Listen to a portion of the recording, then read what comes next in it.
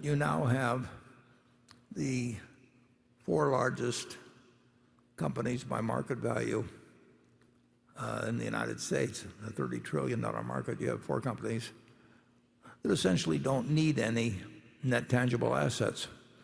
And if you go back many years, I mean, if you looked at the largest companies, Carol used to put out the Fortune 500 list, and it would be AT&T or General Motors, and it was companies that ExxonMobil. It was companies that just required lots of capital in order to produce earnings. So American industry has gotten incredibly more profitable in aggregate in the last 20 or 30 years. You look at the return on the S&P 500, the earnings as a percent of net tangible assets, and the rest is just, if you buy a company that has $1 million worth of net worth and you pay $1 billion for it, it still only had the $1 million of net worth. I mean, you just paid more for it. So the basic profitability of the company is huge, even though your investment may be at a significantly higher price. And so that what has happened is that I think if you look at the earnings on tangible net worth of the S&P 500 and compare it to 20 years ago, it is amazing. And that is really due to the fact that this has become somewhat, you could call it an asset-light economy. And those four companies that earn 10% of the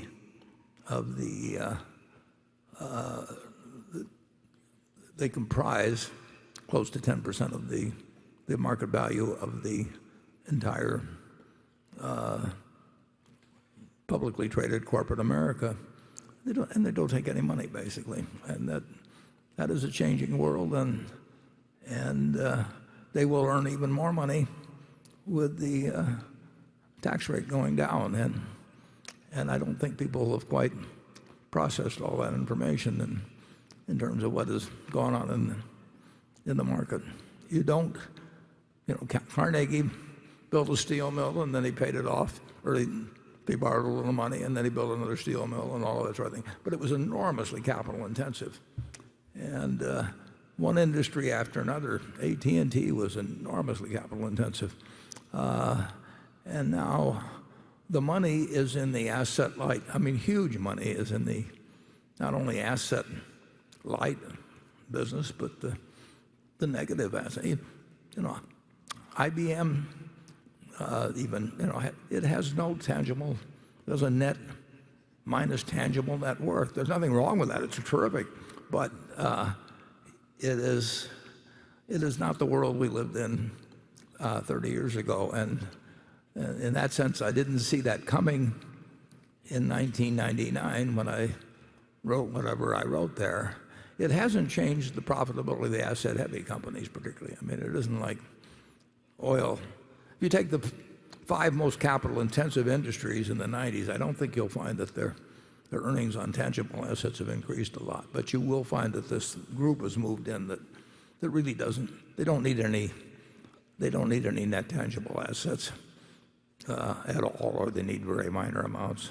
I'm wondering about your interest in not just Apple, but all of the tech stocks like Amazon and Google, because you've avoided them, you stated in the past, because they're complicated. You should stick with something you understand. On the other hand, Amazon and Google have what you call a very durable competitive advantage.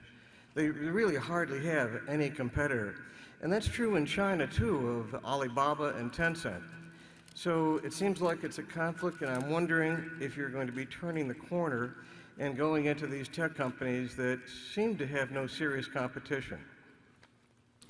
Well, we certainly looked at them, and we don't think of whether we should be in tech companies or not, or that sort of thing. We are looking for things where we do get into the durability of the competitive advantage, and whether we think that our opinion might be better than other people's opinion in assessing the probability of the durability, so to speak. But the truth is that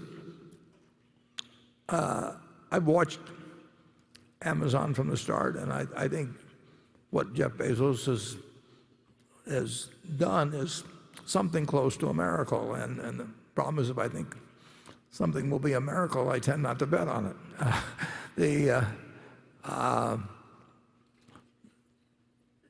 It would have been better, far better, obviously, if I'd had some insights into certain businesses. But in fact, Bill Gates told me early on, that I think I was on AltaVista, and he suggested I turn to Google. But the trouble is, I saw that Google was skipping past AltaVista, and then I wondered if anybody could skip past Google. And I saw at Geico that we were paying a lot of money for something that cost them nothing incrementally. So we've looked at it, and I made a mistake in not being able to come to a conclusion where I really felt that at the present prices that the prospects were far better than the prices indicated. And I didn't go into Apple because it was a tech stock in the least. I went into Apple because I came to certain conclusions about both the intelligence with the capital would be employed, but more important, about the value of an ecosystem and how permanent that ecosystem could be and what the threats were to it and a whole bunch of things. And I don't think that required me to take apart an iPhone or something and figure out what all the components were or anything. It's much more the nature of consumer behavior. And some things strike me as having a lot more permanence than others. But the answer is, I'll miss a lot of things that I don't feel I understand well enough. And there is no penalty in investing if you don't swing a ball that's in the strike zone, as long as you swing at something at some point, and eventually that you find the pitches you like. And that's the way we'll continue to do it. We'll try to stay within our circle of competence. And Charlie and I generally agree on sort of where that circle ends, and what kind of situations where we might have some kind of an edge in our reasoning or our experience or something, that where we might evaluate something differently than other people. But the answer is we're going to miss a lot of things. Charlie? Yeah, we have a wonderful system. If one of us is stupid in some area, so is the other. And of course, we were not ideally located to be high-tech wizards. How many people of our age quickly mastered Google? I've been to Google headquarters.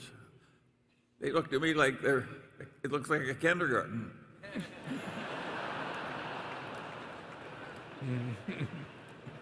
A very rich kindergarten. Yes. No, it's impressive what they've done. And like I say, at Geico, we were paying them a lot of money at the time they went public, and all three of them, the main characters, Eric and Larry and Sergey, they actually came and saw me, but they were more interested in talking about going public and the mechanics of it and various things along that line. But it wasn't like what they were doing was a mystery to me. The mystery was how much competition would come along and how effective they would be, and whether it would be a game where 4 or 5 people were slugging it out without making as much money as they could if one company dominated. Those are tough decisions to make. You can have industries where there's only 2 people in it, and they still aren't very, very good because they beat each other's brains out. And that's one of the questions in the airline business. It's a better business now than it used to be, but it used to be suicide. So, and that the competitive factors are extraordinary in airlines. And how much better business is it with 4 people operating at 85% capacity than it was with 7 or 8 operating in the mid-70s and with more planes around? those are tough decisions. But I made the wrong decision on Google and Amazon. I really consider that a miracle that you could be doing Amazon Web Services and changing retail at the same time without enormous amounts of capital, and do it with the speed and effectiveness of what Amazon has done. I underestimated. I had a very, very, very high opinion of Jeff's ability when I first met him, and I underestimated him. Charlie? Well, my comment would be that the shareholders have one thing to be thankful for. Some of the age-related stupidity at headquarters has been ameliorated by Ted and Todd joining us. We are looking at the world with the aid of some younger eyes now, and they've had a contribution Significant. beyond their own investments. And so you're very lucky to have them, you shareholders, because there's a lot of ignorance in the older generation that needs removal.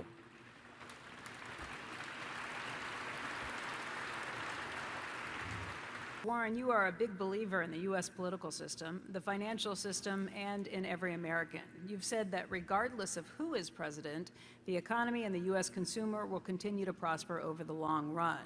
All that said, do you believe that people in this country are more divided today than 50 years ago, or is it just social media and media in general that blows this divide out of proportion? And if you do believe the divide has grown, what words of wisdom do you have to possibly help remedy it?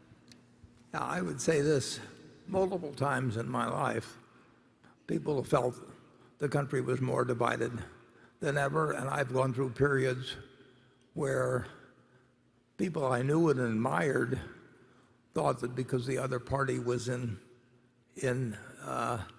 power, that there never would be another election, that the Constitution would. I've heard everything. Now, the interesting thing is, this paper from 1942, since then, there have been 14 American presidents. Just since my young venture into the stock market at 11, I've lived under 14 of the 44 presidents the United States has had. Now, they call Trump 45, but they count Grover Cleveland twice. So there's really only been 44 presidents of the United States. And 14 of the 44 have been during this period when that $10,000 became 51 million. 7 have been Republicans, 7 have been Democrats. 1 has been assassinated, 1 has resigned under pressure. It works, you know. If you'd told me at the start, you know, that you'd have a Cuban Missile Crisis, and you'd have nuclear weapons, and you'd have a panic in 2000, financial panic, and you'd have many recessions, and you'd have war in the streets in the late 60s from a divided country, you'd say, why the hell are you buying stocks? And through it all, you know, America, in fits and starts, but America really moves ahead. And we survived the Civil War. I mean, hate to think of having to do it that way, but this country, in only less than 3 of my lifetimes, if you go back 3 of my lifetimes, you go back 263 years, I guess, and Thomas Jefferson is 12 years old, and that's just 3, and there was nothing here.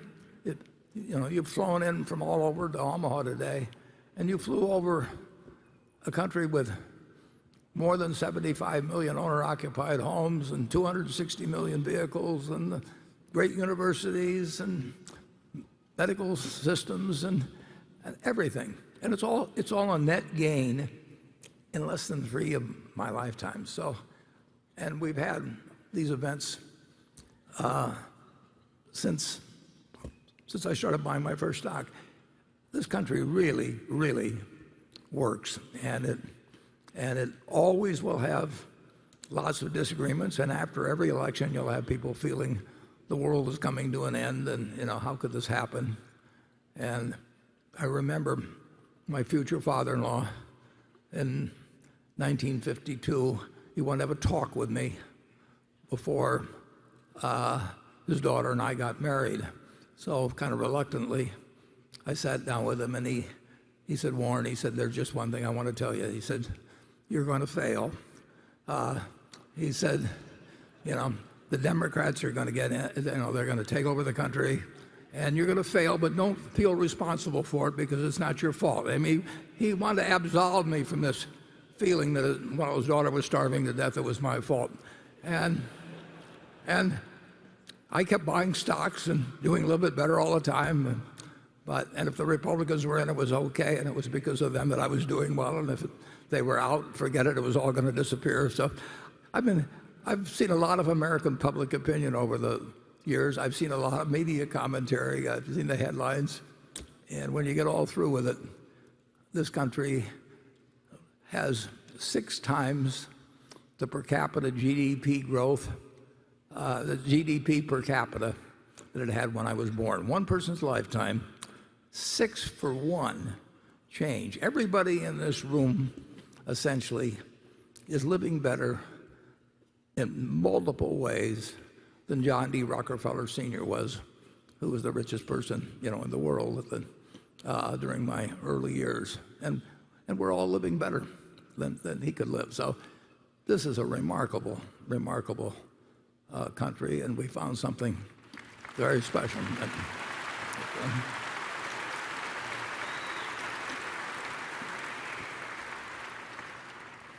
I would love to be a baby being born in the United States today. Charlie, you give the other side of this. Well, there's a tendency to think that our present politicians are much worse than any we had in the past. But we tend to forget how awful our politicians were in the past. I can remember a prominent senator arguing with an absolute earnestness that mediocre people ought to have more representation on the United States Supreme Court. Yeah, he came from Nebraska, incidentally. He came from Nebraska. So we're not quite as bad as that yet.